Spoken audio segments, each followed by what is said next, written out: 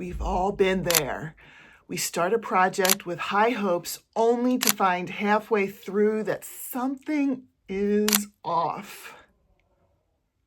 Today I'm breaking down the 5 most common beginner mistakes that might be stalling your progress and exactly how to fix them so that your next project is a success.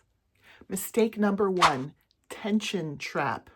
This usually happens because you're either gripping the yarn like your life depends on it, which makes your stitches tiny and choked, or you're letting it slide too freely, creating those big, sloppy gaps.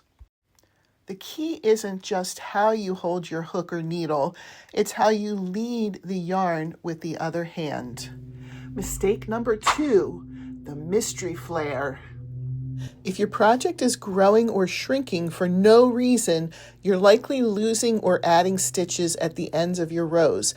It's the most common way to turn a scarf into a triangle by accident. When you make your first stitch of a new row, take a plastic locking marker and clip it right into that stitch. Now you don't have to count every single stitch when you work back across. You have a physical stop sign telling you exactly where that last stitch goes. Mistake number 3, tool trap.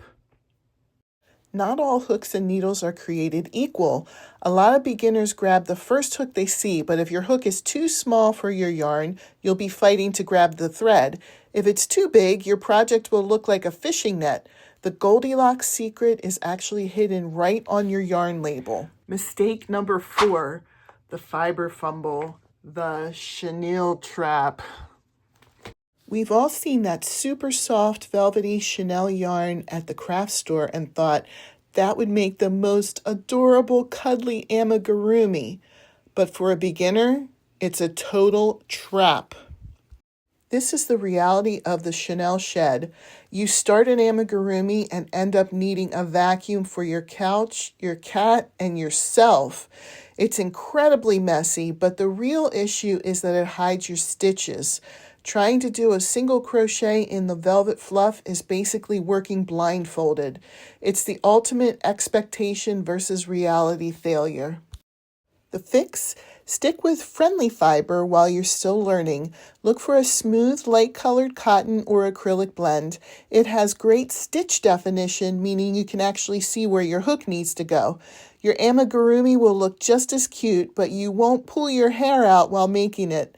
Save the velvet for when you can find your stitches by feel alone.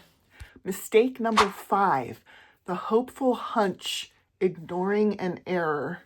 The final mistake is one that hurts the most, the hopeful hunch. You notice a missed stitch or a wrong turn 5 rows back, and instead of fixing it, you tell yourself, oh, I'll just hide that in the stuffing later.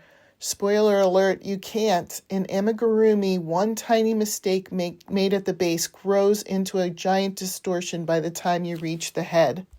There you have it. 5 beginner mistakes and how to fix them. If this helped you feel more confident with your hook, let me know in the comments which trap you've fallen into. Don't forget to subscribe to Strings and Threads for more tips.